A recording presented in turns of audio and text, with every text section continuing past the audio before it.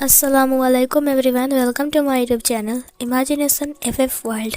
सो guys, कल के part तो आपने देख लिया होगा और आपको शायद वो वाला पार्ट काफ़ी ज़्यादा अच्छा लगा होगा। और ये इस फैन फिक्शन की लास्ट पार्ट है।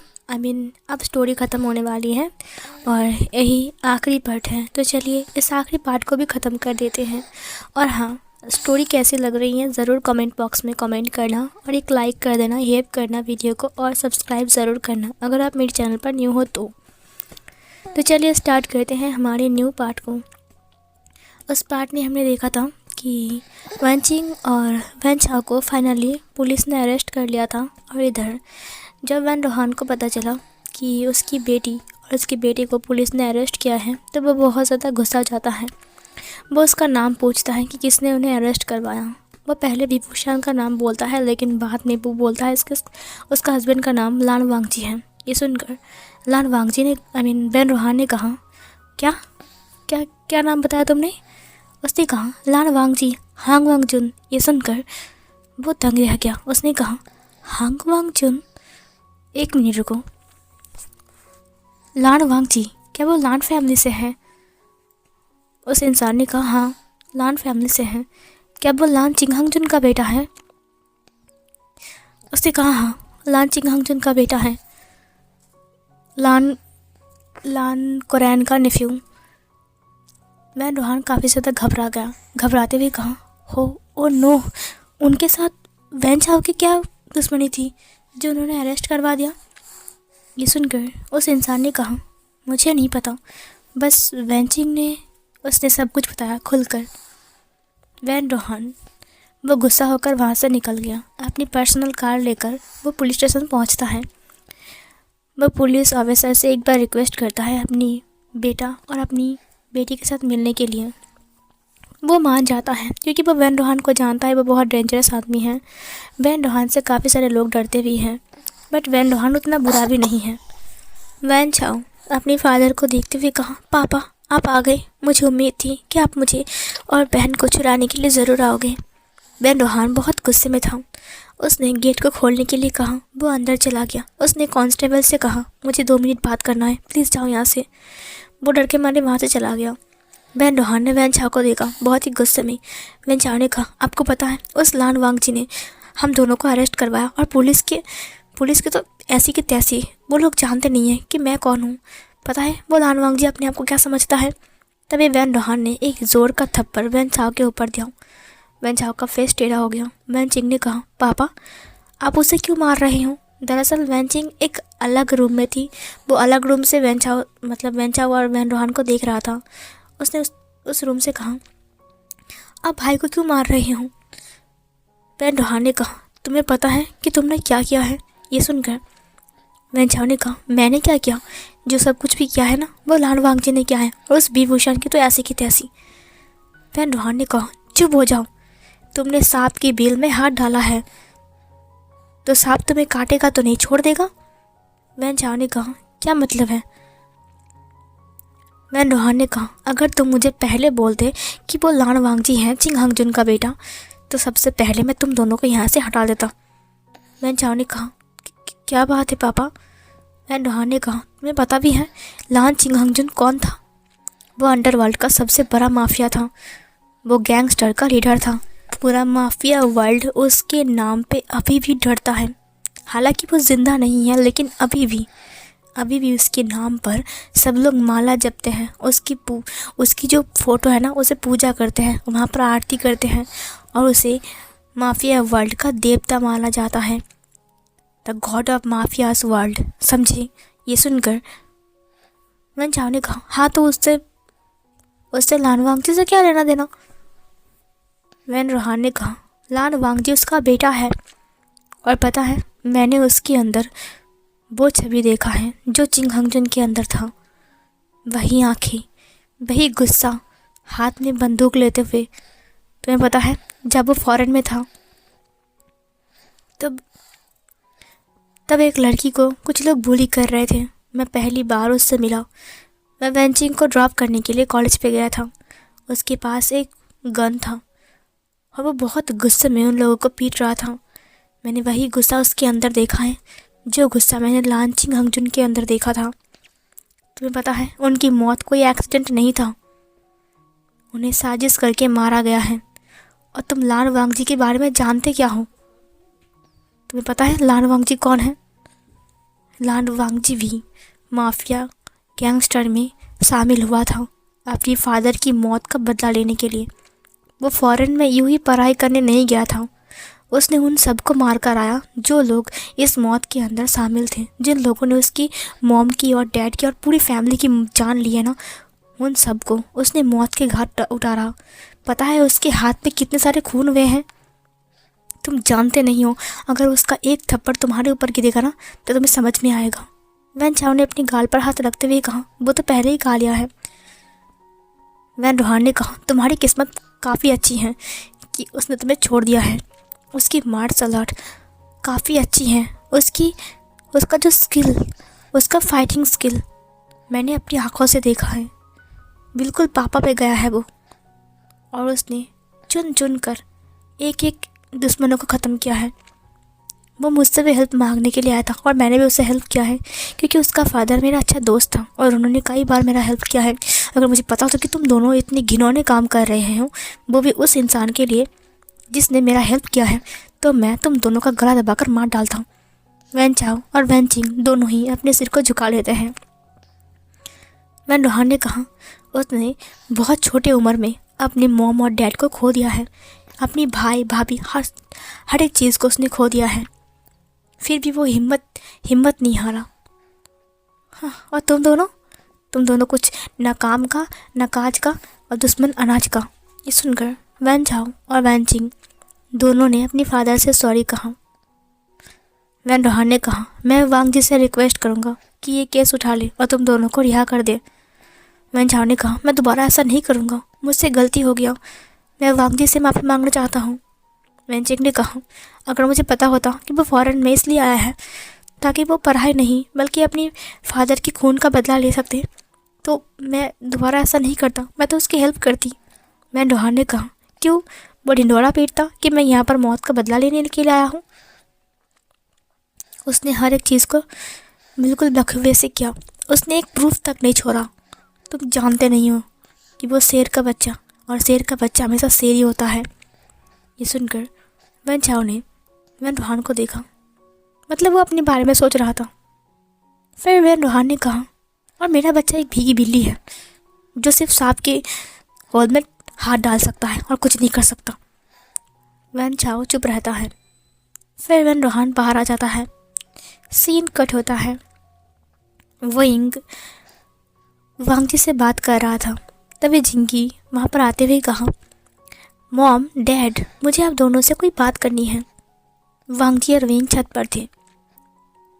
वांग जी और विंग ने कहा, क्या बात करनी है? जिंगी ने कहा, पहले तो आप दोनों को हैप्पी न्यू ईयर, क्योंकि आज न्यू ईयर है। विंग ने गले से लगाते हुए कहा, happy new year my cute baby. जिंगी ने कहा, बट मुझे एक गिफ्ट चाहिए। विंग ने वांग जी को देखते हुए कहा, गिफ्ट चाहिए? क्या गिफ्ट चाहिए? जिंगी ने कहा, भाई या फिर बहन। ये सुनकर विंग ने पीछे देखा, तभी उसे देखा कि जो फ्लावर वास था, बहुत बड़ा एक फ्लावर वास था, उसके पीछे किसी का पेट नज़र आ रहा है। विंग ने कहा, तुम्हें ये सब किसने बताया है? तभी जिंगी ने पहले अपनी दादाजी को देखा, जिसका पेट दिखाई दे रहा था, वो कोई और नहीं बल्कि लान कोरैन था। लान कोरैन ने अपनी आइज़ को ब्लिंक किया। उसने कहा, अब मैंने खुद बोला मम्मी। विंग ने आंखें दिखाते हुए कहा, सच बोलो। फिर लान कोरैन ने इशारा से कहा, मेरे बारे में मत बोलना, ठीक है?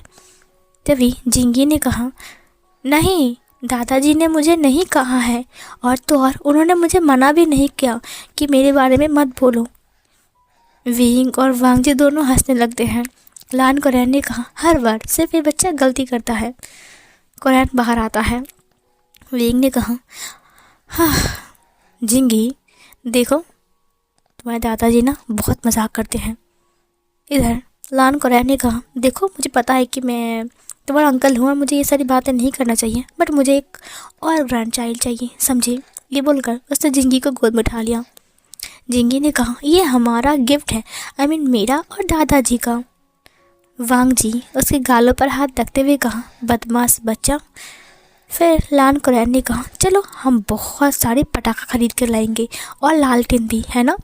फिर जिंगी ने कहा, हाँ सही कहा, और मुझे वो हरा वाला पटाखा चाहिए जो आसमान में जाकर हरा रंग का हो जाता है। ये बोलते बोलते वो लोग नीचे जा रहे थे। वेंग ने वांग जी को देखते हुए कहा, जिंगी धीरे धीरे बड़ा हो रहा है। वेंग ने कहा, जब वो बड़ा हो जाएगा तो फिर क्या सच उसके सामने आएगा। वांग जी ने कहा, मुझे नहीं पता कि कभी सच उसके सामने आएगा कि नहीं, बट मैं डरता हूँ। वेंग ने कहा, किस बात के लिए। वांग जी ने कहा, जिस दिन उसको पता चलेगा कि हम दोनों उसके असली माँ बाप नहीं हैं, उसके असली माँ बाप की मौत हो चुकी है एक कार एक्सीडेंट में, तब मैं उसे संभालूंगा कैसे, वो तो टूट जाएगा। वेंग ने कहा, नहीं, वो नहीं टूटेगा, और वैसे भी अगर बड़ा होने के बाद भी उसे पता चल जाए ना, तो मुझे नहीं लगता कि जिंगी हमें छोड़कर कहीं जाएगा। वांग जी ने कहा कि मुझ पर विश्वास है कि जिंगी ऐसा नहीं करेगा। वेंग ने उसके शोल्डर पर अपने हेड को रखते हुए कहा, तो तुम क्या सोचते हो। वांग जी ने कहा, किस बारे में। वेंग ने कहा, जिंगी की गिफ्ट के बारे में। वांग जी हंसते हुए कहा, जब तुम कहो तब। वेंग हंसने लगता है। सीन कट होता है। वांग जी के पास कॉल आता है। वैन रोहान ने वांग जी से कहा, मुझे आपसे बात करनी है। वांग जी ने कहा, प्लीज़ मुझे आप मत कहिए, आप हर वक्त सिर्फ मुझे आप ही क्यों कहते हो। मैं आपका बेटा जैसा हूँ और आप मेरे अंकल हो, आपने मुझे काफ़ी ज़्यादा हेल्प किया है, मैं आपका एहसानमंद हूँ। वैन रोहान ने कहा, तो मैं आपसे तुमसे मिल सकता हूँ। वांग जी ने कहा, ऑफ कोर्स, मेरे घर आ जाइए किसी भी वक्त। शाम के टाइम वेंग किचन में काम कर रहा था और मेड्स भी। डोर पर नॉक होने की वजह से मेड्स ने दरवाजे को ओपन किया। वहाँ पर वैन रोहान खड़ा था। वैन रोहान को देखकर वेंग ने कहा, जी आप कौन। वैन रोहान ने कहा, क्या वांग जी घर पर हैं। वांग जी नीचे आते हुए कहा, अंकल, आपकी गाड़ी की साउंड सुनकर मुझे पता ही चल गया कि आप आ रहे हो। वैन रोहान और वांग जी बैठ गए। वैन रोहान ने वांग जी से माफ़ी मांगा। देखो, जो कुछ भी मेरे बेटा और बेटी ने किया है, मुझे पता है कि वो बहुत गलत था और तुम उसे माफ़ नहीं करने वाले हो, लेकिन ये उनके कैरियर की बात है। देखो, उनका ज़िंदगी बर्बाद हो जाएगा, और वैसे भी पेंचिंग अब शादी के लायक हो चुकी है। मुझे लगता है कि उसकी शादी अब करवा देना चाहिए। मैंने उसके लिए एक हल्फा ढूंढा है जिसका नाम जियांग चेंग है। वो काफ़ी ज़्यादा अच्छा है। अगर उसे पता लग जाएगा कि वेंचिंग जेल में है तो ये शादी तोड़ देगा वो। ये सुनकर वेंग ने कहा, क्या कहा नाम आपने। वैन रोहान ने कहा, जियांग चेंग। वेंग ने कहा, वो तो मेरे गगा है। वैन रोहान ने कहा, जियांग चेंग तुम्हारा गगा है, कैसे। वेंग ने कहा, दरअसल वो मेरा अंकल का बेटा है, मैं उनके घर में ही था और अब मेरी शादी हो गई। तो वैन रोहान को वेंग ने सब कुछ बताया। वैन रोहान ने कहा, मैं बहुत दुखी हूँ कि तुम दोनों को उन्होंने इतना सताया। मुझे माफ़ कर दो वांग जी, मुझे पहले ही ध्यान देना चाहिए था। वांग जी ने कहा, कोई बात नहीं अंकल, मैंने इंस्पेक्टर से बात कर लिया है और मैंने केस को भी उठा लिया है। वो लोग आज रात को घर आ जाएंगे। वैन रोहान ने कहा, तुम काफ़ी ज़्यादा दयालु हो और काफ़ी ज़्यादा अच्छे हो, सच में। वांग जी ने अपनी आँख से इशारा किया। वेंग ने कहा, ये तुमने क्या किया। वांग जी ने कहा, कुछ भी तो नहीं, क्योंकि वांग जी अपना जो आइडेंटिटी है वो वेंग के सामने रिवील करने के लिए मना करता है कि वो एक माफिया गैंगस्टर के लीडर है, वो भी सीक्रेटली। फिर वैन रोहान ने कहा, ठीक है। वेंग ने कहा, मैंने आपसे पूछा ही नहीं, आप वांग जी को कैसे जानते हो। ये सुनकर वांग जी ने कहा, अब बिजनेस के थ्रू, है ना अंकल। वैन रोहान ने कहा, हाँ। उसके बाद वैन रोहान चला गया वहाँ से। थोड़ी देर बाद लान कुरैन घर वापस आता है और वो लोग साथ में डिनर करते हैं। डिनर के बाद लान कुरैन विंग और वांग जी से कहते हैं, क्या तुम लोग कहीं घूमने नहीं जा रहे हो। वांग जी विंग को देखता है और विंग वांग जी को। जिंगी ने कहा, इस बार स्विट्ज़रलैंड चलते हैं, क्या कहते हो। विंग ने कहा, बारिश की मौसम पर स्विट्ज़रलैंड, तुम पागल हो क्या। फिर जिंगी ने कहा, मुझे वहाँ पर जाना है, मैंने सुना है कि वो काफ़ी ज़्यादा अच्छा है। मॉम प्लीज़ चलिए ना, वहाँ पर चलते हैं। वांगजी ने कहा, तुम क्या चाहते हो? विंग ने कहा, ठीक है, जो जिंगी बोलेगा हम वही करेंगे। जिंगी खुश हो गया और वह हैप्पीली नाचने लगता है। उसने कहा, अच्छा हुआ, वैसे भी मेरी स्कूल में छुट्टी है 1 हफ्ते की, तो चलो ना कल ही चलते हैं। वांगजी ने कहा, अभी तक हमने टिकट बुक नहीं करवाया। फिर लान कुरैन ने कहा, ठीक है, तुम पूरा प्लेन ही ले लो, तुम अपने प्राइवेट जेट में चले जाओ। वांगजी ने कहा, हाँ ठीक है, अब ऐसे भी हम बिज़नेस के थ्रू कई बार ट्रिप पर गए हैं और स्विट्ज़रलैंड तो मैं कई बार जा चुका हूँ, क्यों ना आज विंग और जिंगी को भी लेकर जाओ। ठीक है जिंगी, जाओ पैकिंग स्टार्ट करो। जिंगी दौड़कर चला गया अपने रूम में। वो सबसे पहले पैकिंग करना स्टार्ट करता है और एक टेडी बियर भी।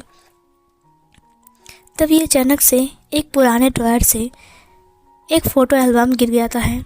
उसमें से सिचैन और मिंग्याओ की फ़ोटो नीचे गिर जाता है। उस पर काफ़ी ज़्यादा धूल जम गई थी।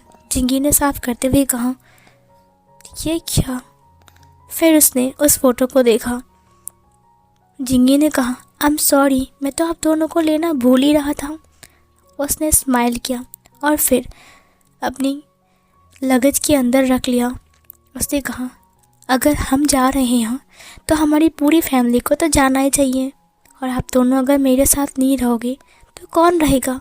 आपको पता है मॉम और डैड मेरा कितना ख्याल रखते हैं,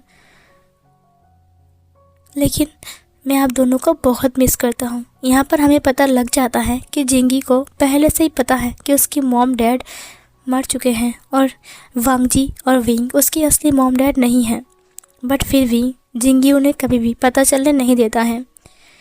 जिंगी ने अपनी माइंड में कहा, मैं कभी भी मॉम और डैड को पता चलने नहीं दूंगा कि मुझे सच्चाई पता है, ताकि वो लोग दुखी हो जाए। मैं हमेशा खुश रहने की एक्टिंग करूँगा और कोशिश करूँगा कि मैं हमेशा खुश रहूँ और आप दोनों भी खुश रहें। ये बोलकर वो फ़ोटो को लगेज के अंदर रख लेता है और फिर वो सब लोग अगले दिन स्विट्ज़रलैंड निकल जाते हैं। वहाँ पर एक गेस्ट हाउस था वांगजी का, और वो लोग काफ़ी ज़्यादा एंजॉय करते हैं, खाना खाना, घूमना फिरना, शॉपिंग करना, सब कुछ। जिंगी अपनी मॉम डैड के साथ काफ़ी ज़्यादा हैप्पी था। घर आने का वक्त भी हो रहा था और काफ़ी दिन वो लोग वहाँ पर घूमे। एक हफ्ते में विंग और वांगजी का रिलेशन काफ़ी ज़्यादा आगे चला गया था और वो लोग काफ़ी ज़्यादा हैप्पी थे।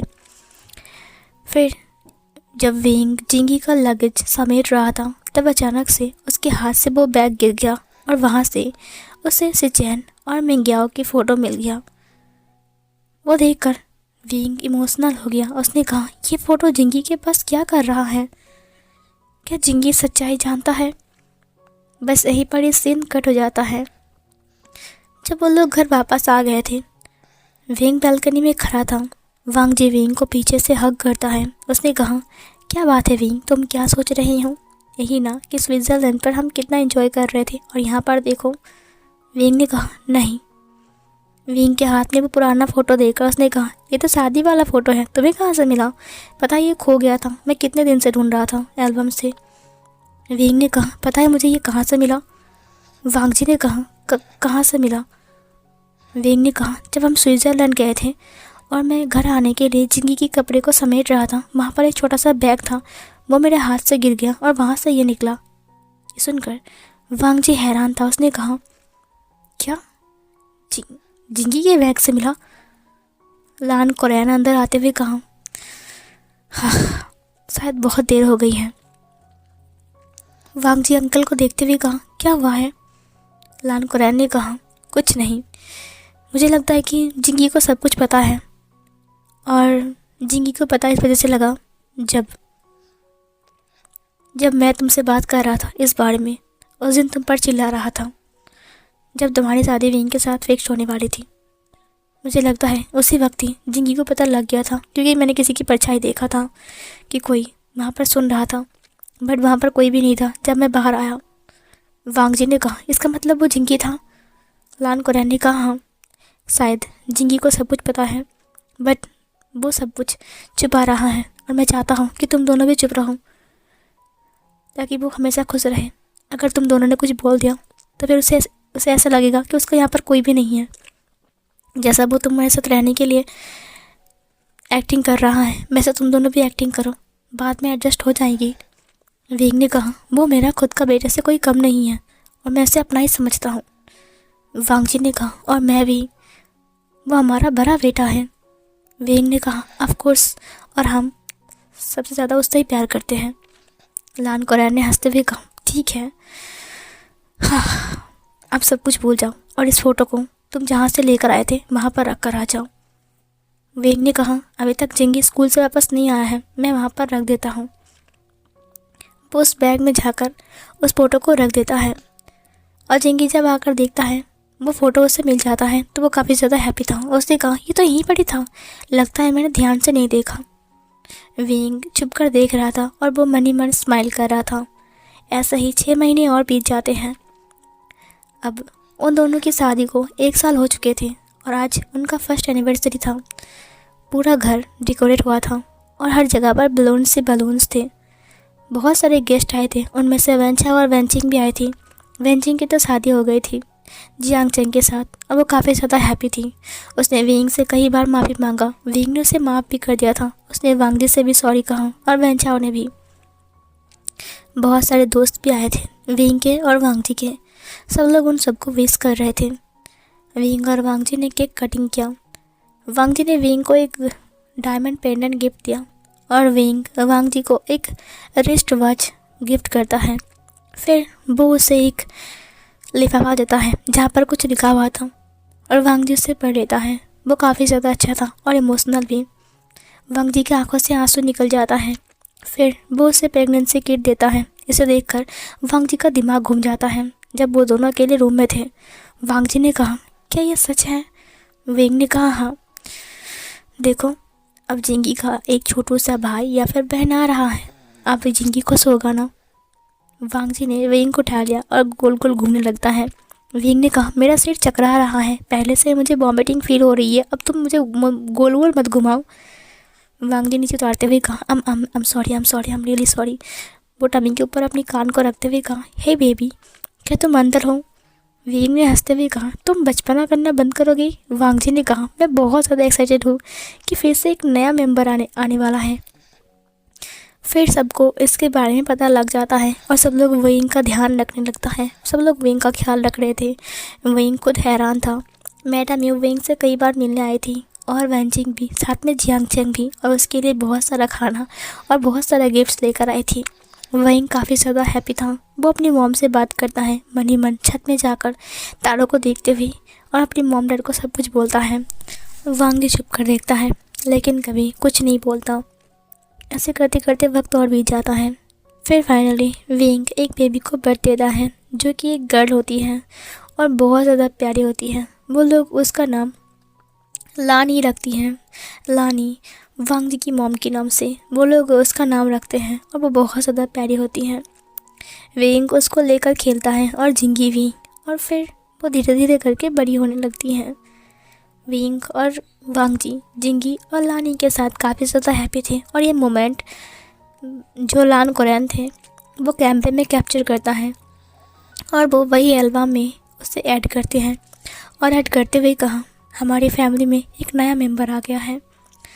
हाँ, हम सब काफ़ी ज़्यादा हैप्पी हैं और ऐसे ही खुश रहना चाहते हैं ताकि हम हमेशा खुश रहें और हमारी फैमिली को किसी की नज़र ना लगे। वांग जी भी फिर से अपनी नॉर्मल ज़िंदगी में वापस आया है। मैं बहुत खुश हूँ, बहुत ज़्यादा ही खुश हूँ। वांग जी इधर वही घबराते हुए अपनी कॉल को पिक करता है। वो कहता है, क्या मतलब है तुम्हारा? सच बोलने के लिए कहूँ वरना? वो पीछे मुड़ता है। वहाँ पर वेंग खड़ा था, उसके हाथ में कॉफ़ी था। वो कॉफ़ी लेकर आया था। उसने कहा, तुम किससे बात कर रही हो, वो भी इतनी गुस्से में? वांग जी ने कट करते हुए कहा, वो दरअसल। वेंग ने कहा, कुछ मत छुपाओ, क्या बात है? कुछ दिन से देख रहा हूँ तुम बहुत हड़बड़ी में रहते हो, और तुम्हें क्या हुआ है? तुम रात रात भर जागते हुए क्या करते हो? ये सुनकर वांग जी ने कहा, कुछ नहीं वेंग। हाँ, वेंग को उसने हग कर लिया और हग करते हुए अपने माइंड में कहा, मैं अब इस जगह से वापस आना चाहता हूँ। मैं सिर्फ विंग के साथ एक नॉर्मल ज़िंदगी जीना चाहता हूँ, बस और कुछ नहीं, और कुछ नहीं। विंग उसे देखते हुए कहा, तुम्हें पता है लान ये तुम्हें ढूंढ रही थी। वो बोल रही थी कि पापा कहाँ हैं। फांग जी ने कहा, मैं अभी उसके पास जाता हूँ, तुम चलो। विंग ने कहा, ठीक है। फांग जी ने विंग को देखते हुए कहा, ठीक है, अब मैंने तय कर लिया है, अब कोई माफिया वर्ड नहीं, सिर्फ विंग और हमारा बेबी और जिंगी और अपना फैमिली और अंकल, मैं इन सब में रहना चाहता हूँ। ये बोलकर वो विंग के पीछे चला गया और इस सीन को दिखाते हुए इस फैन फिक्शन की एंडिंग हो जाती है। सो फिर गाइस, कैसा लगा आपको ये वाला फैन फिक्शन? अगर अच्छा लगा है तो ज़रूर कमेंट बॉक्स में बताना, और नेक्स्ट स्टोरी जल्दी ही आने वाला है, वेट करना। सो गाइस, प्लीज़ एक लाइक, शेयर, कमेंट एंड अगर न्यू हो तो सब्सक्राइब कर देना। थैंक यू सो मच मेरी फैन फिक्शन को सुनने के लिए। थैंक यू सो मच मेरे चैनल को सब्सक्राइब करने के लिए। Thank you so much YouTube को जिन्होंने अब तक मेरी फैन फिक्शन को पहुंचाई है। Bye bye guys.